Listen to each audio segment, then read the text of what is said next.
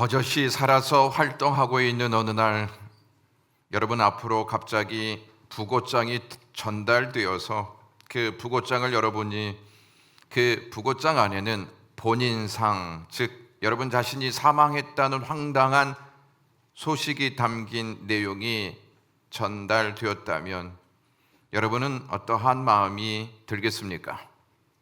어이가 없어 웃고만 있겠습니까?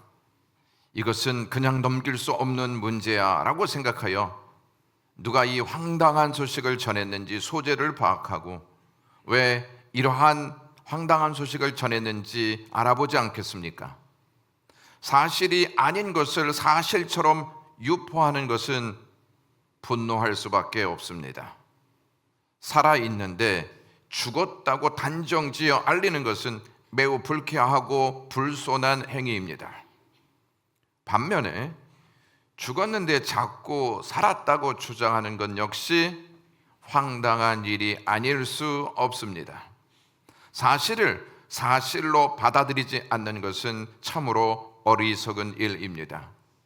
예수님은 소아시아에 있는 7교회 중 5번째 교회인 사대교회를 향해 오늘 부고장을 보내십니다.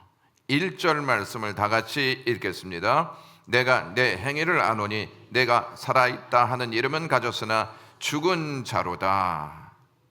사대교회는 예수님의 말씀을 듣고 큰 충격에 빠졌을 것입니다. 전혀 예상하지 못한 말씀을 들었기 때문입니다. 버젓이 살아있는데 예수님은 죽었다고 말씀하시니 어안이 벙벙하지 않겠습니까? 사대교회는 어떠한 교회이길래 예수님께 죽은 교회라고 평가받았을까요?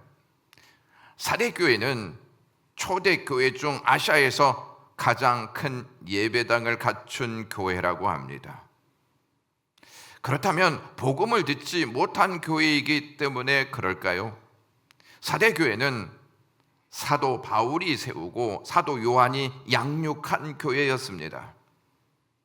가장 작고 재정적으로 힘들어 나누는 일도 제대로 못하고 양육도 사도가 아닌 다른 사람에게 받은 교회라면 예수님의 말씀이 이해가 가지만 사대교회는 7교회 중 가장 큰 예배당을 갖추고 설립자가 바울이었고 양육자가 요한인데 어떻게 죽은 교회라고 평가받을 수 있겠습니까?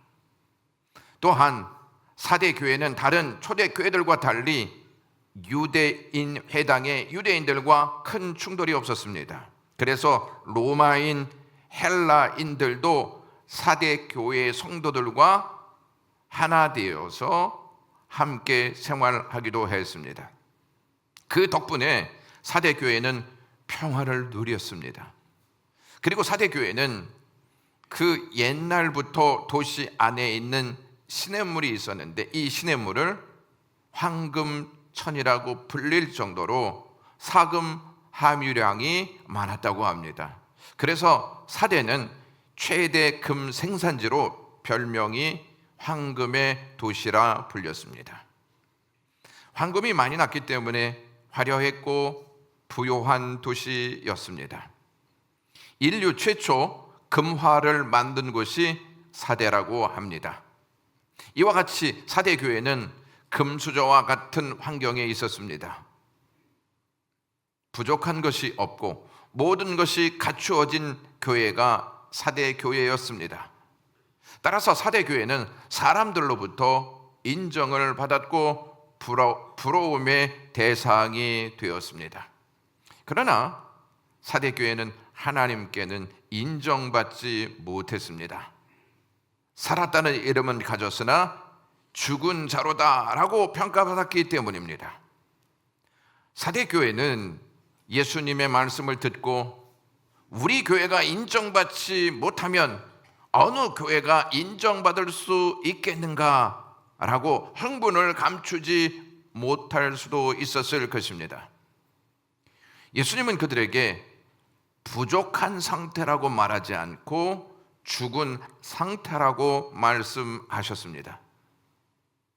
예수님의 말씀은 아무런 근거 없이 그냥 툭 내뱉은 말씀일까요? 살았다 하나 이름은 가졌으나 죽은 자라는 말씀은 과연 4대 교회에게만 하신 말씀이었을까요? 만약 예수님께서 4대 교회를 향해 하신 말씀을 저와 여러분들에게 하신다면 황당한 반응을 보이면서 믿을 수 없습니다, 예수님, 이렇게 반박하시겠습니까? 이렇게 살아있는데 무슨 말씀을 그렇게 하십니까? 하면서 우리의 서운한 감정을 드러내시겠습니까? 예수님의 말씀을 듣고 믿을 수 없는 황당한 이야기라고 반응하는 것은 환자가 병원에 가서 검사를 받고 검사 결과 심각한 병이 있습니다 라고 의사의 말을 들었을 때, 선생님 무슨 말씀입니까? 저는 잠도 잘 자고 먹을 것도 잘 먹고 있는데 심각한 병이라니요, 믿을 수 없습니다 라고 반응하는 것과 똑같다는 것입니다. 진단은 환자가 내리지 않고 의사가 결정하듯이 우리의 인생의 평가는 우리가 내릴 수 없고 오직 예수님만 내린다는 것입니다. 4대 교회는 예수님의 말씀에 그 어떠한 변명도 될 수 없었습니다. 왠지 아십니까? 내가 살았다 하는 이름은 가졌으나 죽은 자로다 하는 말씀 앞에 내가 내 행위를 아노니 라는 말씀을 하셨기 때문입니다. 예수님께서 4대 교회의 행위를 모르고 그냥 툭 내뱉으신 말씀이라면 신뢰할 수 없을 것입니다. 예수님은 아무런 근거 없이 그냥 넘겨 짚으시며 말씀하시는 분이 아니십니다. 정확히 하시고 근거를 제시하시며 말씀하시는 분이십니다. 예수님은 4대 교회를 향해 내가 내 행위를 안다 하시면서 2절 하반절에 내 하나님 앞에 내 행위에 온전한 것을 찾지 못하였다라고 말씀하셨습니다. 여러분은 하나님 앞에 설 때 하나님이 찾으시는 온전한 행위가 있습니까? 하나님이 찾으시는 온전한 행위가 있다면 그것이 무엇입니까? 우리의 행위가 하나님 앞에 온전하지 못하다면 살아있는 것 같지만 죽은 자라는 것입니다. 4대 교회는 살아있다는 이름은 가졌으나 행위가 죽은 교회였습니다. 이름이 있다고 다 살아있는 것은 아닙니다. 묘지에 가시면 다 이름만 있습니다. 이름 아래에 출생일과 사망일이 기록되어 있습니다. 죽은 자는 이름은 있으나 행위는 없습니다. 저와 여러분들의 이름은 같지 않고 다 다릅니다. 하지만 하나님께서 우리에게 같은 이름을 주셨습니다. 그 이름은 그리스도의 이름입니다. 그래서 우리는 그리스도인이라고 말하는 것입니다. 그리스도의 이름을 가지고 있다는 것은 큰 축복인 줄로 믿습니다.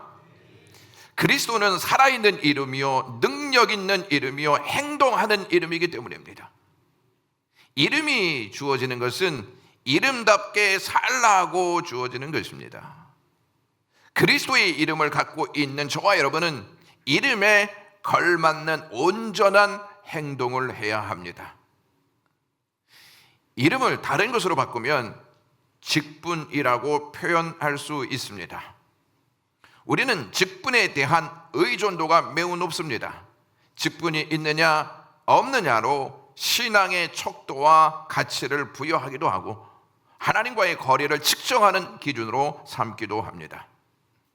우리는 직분에 대한 굉장한 자부심을 갖고 있습니다.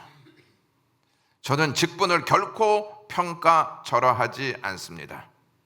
그렇다고 직분이 꼭 하나님 나라에 들어가는 통로라고 말하고 싶지도 않습니다.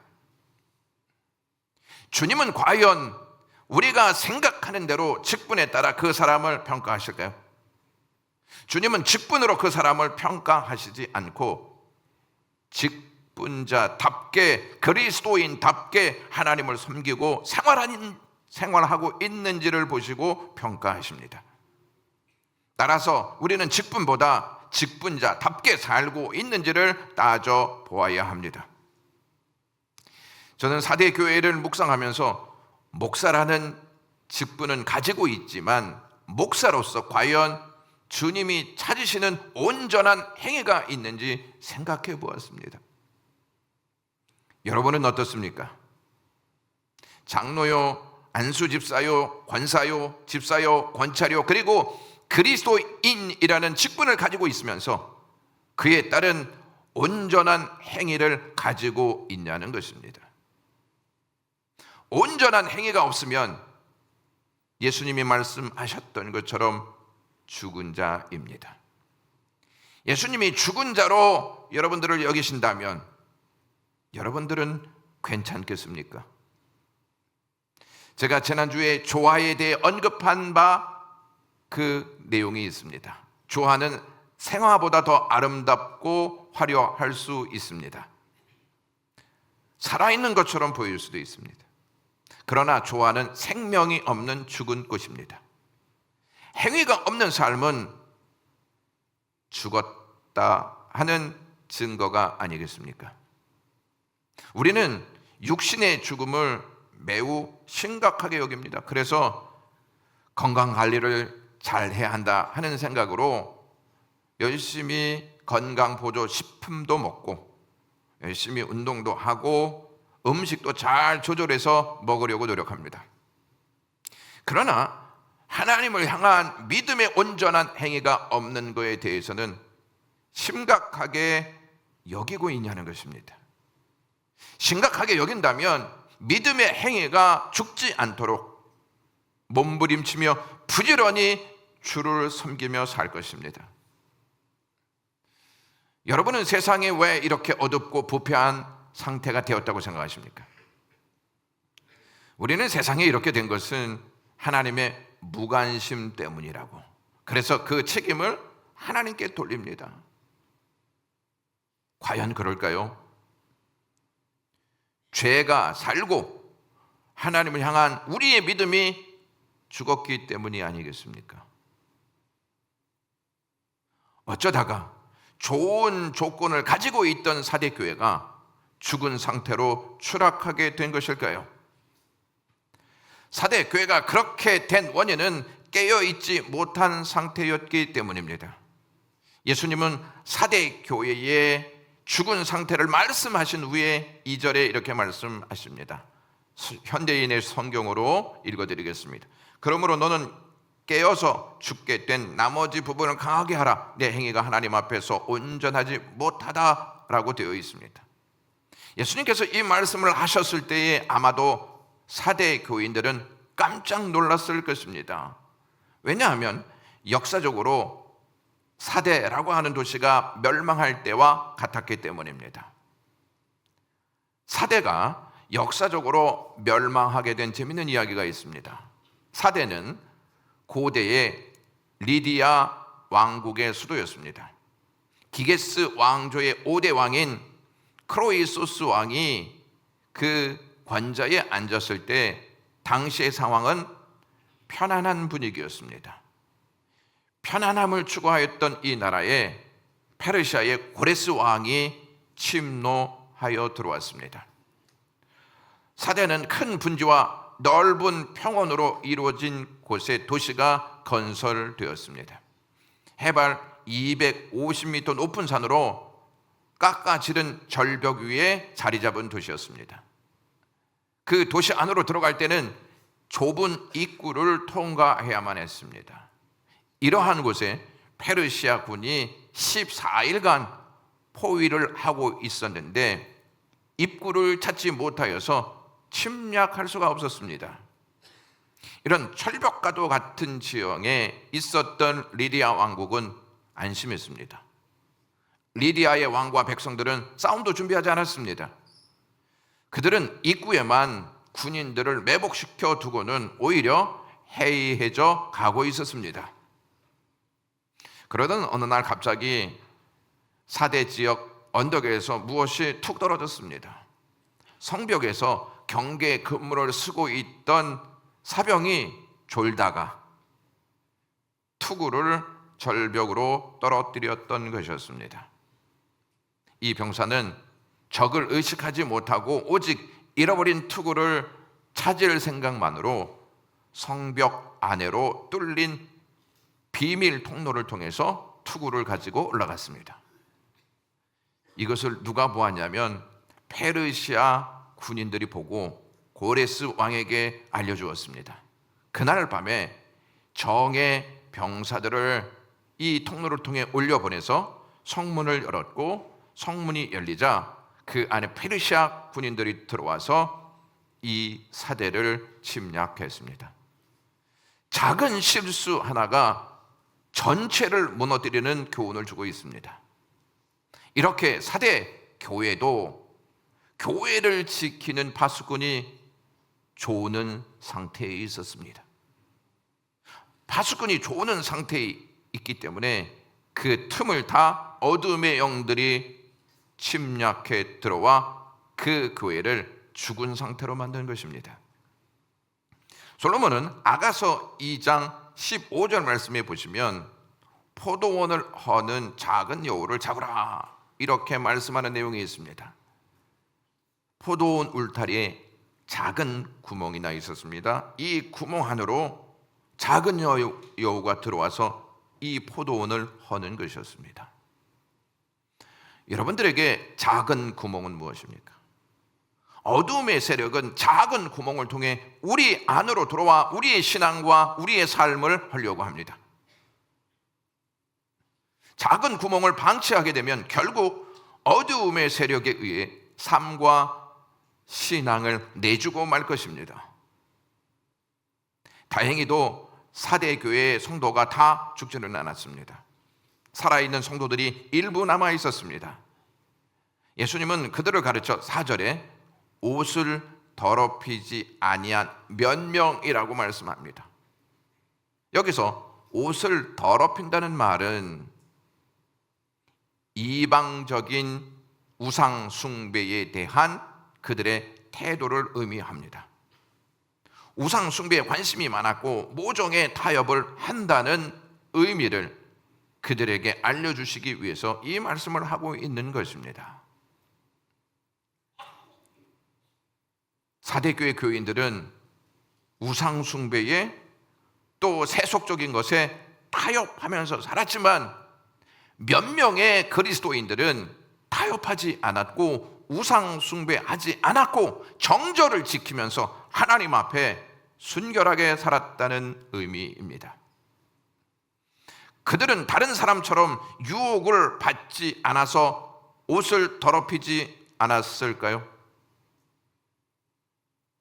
그 교회는 옷을 더럽히지 않은 사람들이 많았어야 하는데 옷을 더럽히지 않은 사람들이 몇 명밖에 없었다고 예수님이 말씀하십니다.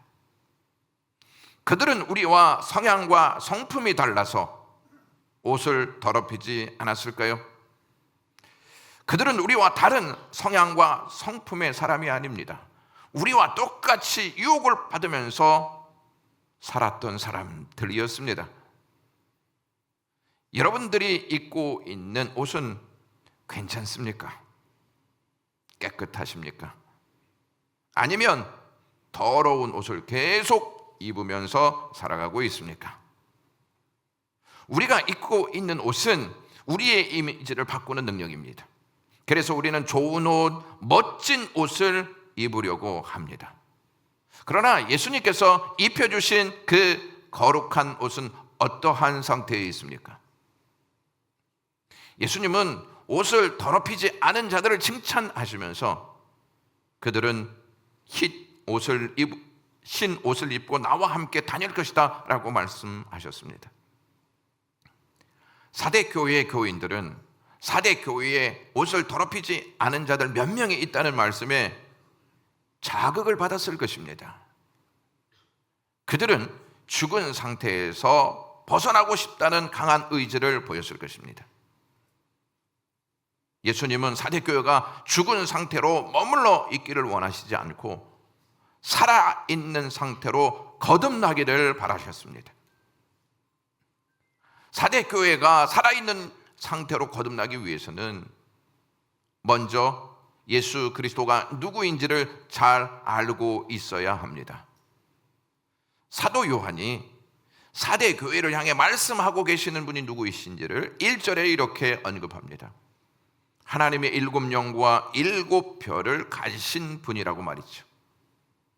하나님의 7영은 성령을 말하는데 7은 완전을 의미하는 수로 온 세상을 감찰하시는 성령 충만한 사역을 가르친다고 볼 수도 있고, 성령을 통해 7교회 안에서 역사하시는 분임을 가르칠 수도 있습니다. 7영이라는 표현이 사용되고 있다는 것을 우리는 기억하셔야 합니다. 7별은 7교회의 목회자들을 의미합니다. 예수님은 성령을 통해 사역하셨고 생애 역시 성령과 함께 동행하셨습니다. 바울이 로마서 8장에서 예수님을 죽은 자 가운데서 살리신 분이 성령이라고 알려주었습니다. 그러므로 오직 예수님만이 사대 교회를 회복하실 수 있다는 것입니다. 교회는 하나님의 7영과 7별을 가지신 예수님의 말씀을 듣고 순종할 때만이 살 수 있습니다. 예수님은 죽은 상태에 있는 사대 교회의 2절 상반절에 너는 일깨어 그 남은 바 죽게 된 것을 굳건하게 하라 라고 말씀하심으로 회복을 촉구하십니다. 여기에서 너는 일깨우라 라고 하는 말은 긴장하고 정신을 차리라는 의미입니다. 예수님은 사대 교회가 왜 죽었는지 이 말씀을 통해 그 내용을 알려주고 계신 것입니다. 그들은 신앙생활 한다 하면서도 긴장하지 않았습니다. 정신을 다른 곳에 집중시키고 있었기 때문에 영적 잠을 자고 있었습니다. 그러므로 예수님은 긴장하고 정신을 차리라고 그들을 깨우고 계십니다. 우리는 신앙생활 하면서 편안함을 추구하지 긴장하고 정신을 차리는 것에 매우 부담스러워합니다. 그러나 긴장하고 정신을 차리지 않으면 우리는 회복될 수 없습니다. 군대에서 언제 사고가 많이 일어나는지 아십니까? 우리 권사님들과 우리 여자 집사님들은 제가 군대를 안 가봐서 모르겠습니다 이렇게 생각하실 수도 있는데, 긴장이 사라지고 정신이 풀어질 때 가장 많은 사고가 일어납니다. 교회가 언제 가장 많은 사고가 일어나냐면 말씀과 함께 하지 않고 죽은 상태에 이르렀을 때 가장 많은 사고가 일어납니다. 사대 교회가 살아있는 상태로 거듭나기 위해서 두 번째 무엇을 해야 하냐면 죽게 된 것을 굳게 하라 하는 말씀을 들어야 합니다. 사대 교회가 죽어 있거나 죽어가고 있는 가운데 죽지 않고 남아있는 것들을 죽을 때까지 방치하지 말고 찾아내어 죽지 않도록 강하게 하라고 예수님이 촉구하고 있습니다. 우리나라 성경에는 없는데 원문에는 왜냐하면이라고 하는 접속사가 있습니다. 그것을 넣어서 2절 말씀을 보시면 너는 일깨어 그 남은 바 죽게 된 것을 굳건하게 하라. 왜냐하면 내 하나님 앞에 내 행위에 온전한 것을 찾지 못하였기 때문이라고 기록되어 있습니다. 이 말씀을 하신 후에 3절에 그러므로 이렇게 접속사로 시작합니다. 그러므로라고 하는 접속사는 2절 하반절의 결과를 말하는 내용입니다. 내 하나님 앞에 내 행위에 온전한 것을 찾지 못하였다. 그러므로 세 가지 명령에 따라 행위를 보여야만 한다. 이렇게 말씀하고 계시는 것입니다. 그 세 가지가 무엇이냐면 첫 번째 3절을 보시면 그러므로 내가 어떻게 받았으며 어떻게 들었는지 생각하라 이렇게 말씀하십니다. 여기에서 생각하라는 말씀은 기억하라 하는 말씀이 훨씬 더 보편적인 의미입니다. 사대 교회는 바울과 요한에게 복음을 받고 들었습니다. 그리고 그리스도의 구원에 동참한 사건을 알고 있었습니다. 이것을 기억하라고 예수님께서 말씀하고 계시는 것입니다. 즉 복음이 너희를 어떻게 대했는지 기억하라는 것입니다. 사실 저와 여러분은 죄로 말미암아 이미 부고장을 받은 몸입니다. 그런 우리를 예수 그리스도께서 살리시기 위해서 이 땅에 오셨고 십자가에 달려 돌아가심으로 우리가 받은 부고장을 십자가에서 찢어 버리셨습니다. 십자가에서 돌아가신 예수님은 죽음을 이기시고 부활하심으로 살아나셨습니다. 이 사실을 믿습니까? 죽음에서 살아내신 예수님은 죄로 말미암아 죽은 우리와 연합하여 우리를 살리시기 위해서 우리에게 성령을 보내주셨습니다. 그 은혜로 우리는 죄가 주는 죽음에서 벗어나 그리스도 안에서 생명을 공급받아 사는 그리스도인이 되었습니다. 우리는 하나님을 불신으로 대했지만 예수 그리스도는 우리를 십자가의 사랑으로 대하셨습니다. 예수님이 우리를 어떻게 대했는지를 망각하는 순간 우리의 영혼은 마를 것이고 우리의 영혼은 피폐해져 예수님께 반응하지 않을 것입니다. 죽은 자는요, 어떠한 것에도 반응하지 않습니다. 사대 교회가 회복되기 위해서 예수님은 두 번째 말씀을 이렇게 하십니다. 지키라, 이렇게 말씀하십니다. 지키라는 말씀은 순종하라는 말씀입니다. 사대 교회가 죽은 상태에 이른 것은 복음을 듣고도 순종하지 않았기 때문입니다. 부모가 자녀들에게 화가 날 때가 언제입니까? 부모가 이렇게 말을 했는데 그 말을 듣고도 들은 채 만채 할 때입니다. 분명히 말을 들었는데 반응하지 않으면 부모는 화가 나게 되어 있습니다. 주님은 매 주일마다, 아니 매일 새벽마다 수요일과 금요일에 말씀을 주십니다. 왜 주시는 것일까요? 그냥 듣고만 있어라, 내가 알아서 다 해줄게 라고 하시기 위해서 말씀을 주시는 게 아니고 순종하라고 주시는 것입니다. 복음이 주는 은혜가 얼마나 깊고 놀라운지를 깨닫게 되면 반드시 복음에 반응하며 살게 되어 있습니다. 오직 예수 그리스도를 바라보고 예수 그리스도가 주시는 것에 만족하면서 삽니다. 오늘날 교회가 세상에서 살아남기 위해서 복음과 멀어지고 실용주의와 밀착되어 가고 있습니다. 얼마 전에 소천하신 존 메가더 목사님이 교회를 이렇게 진단했습니다. 교회가 복음에 순전한 교리를 버리고 사람들에게 친화적이려고 오락을 덧입힌 실용주의적 속임수에 빠져 있다라고 말씀하시면서 교회가 폐역한 세상에서 사람들을 구원해내지 못하고 도리어 세상을 닮아가고 있다고 말했습니다. 사대교회는 부와 밀착되어 있었고 편안함에 익숙해져 있었습니다. 따라서 사대교회는 부와 편안함을 따르는 분위기로 정착되었습니다. 부와 편안함이 있어야 신앙생활을 안정적으로 할 수 있다고 믿었기 때문입니다. 교회가 고난과 핍박이 있을 때만 세상에 대항하여 교회를 지키려고 합니다. 그런데 교회가 고난과 핍박보다 더 쉽게 언제 무너지냐면 부와 편안함을 추구할 때입니다. 험한 세상에서 교회를 지키기 위해서는 사도들이 증거한 복음과 그 은혜와 진리로 돌아가야만 합니다. 돌아가서 순종해야 합니다. 교회를 지키는 유일한 방법은 복음에 순종함으로 반응할 때입니다. 교회가 다른 것을 용납하는 순간 교회는 균열이 생기고 생명을 잃어버리게 됩니다.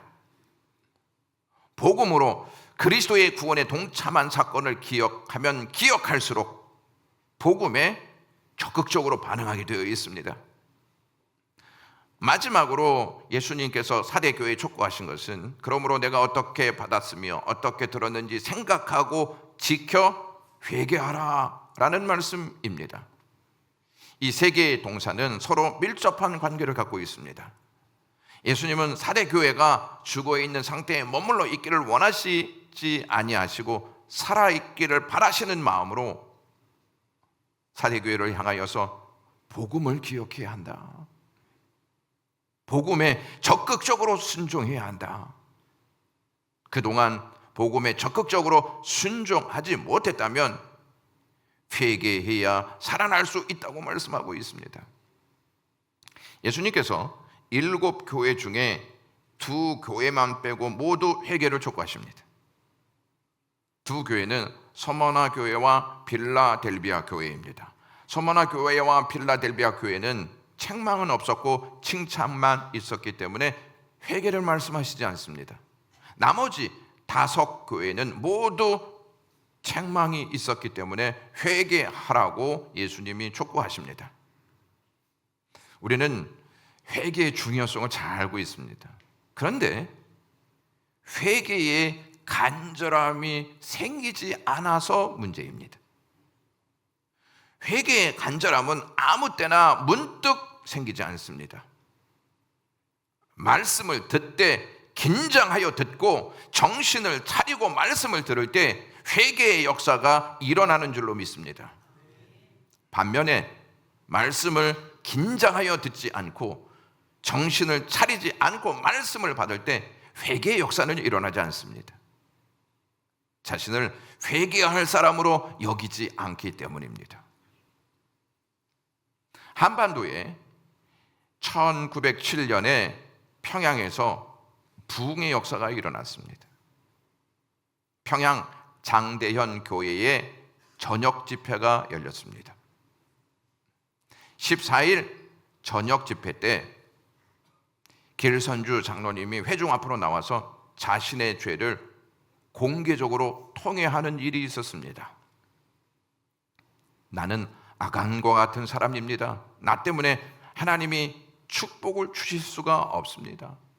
약 1년 전에 내 친구 중 한 사람이 임종시에 나를 자기 집으로 불러서 말하기를, 길 장로님, 나는 이제 세상을 떠날 것 같으니 내 재산을 잘 정리해 주시오.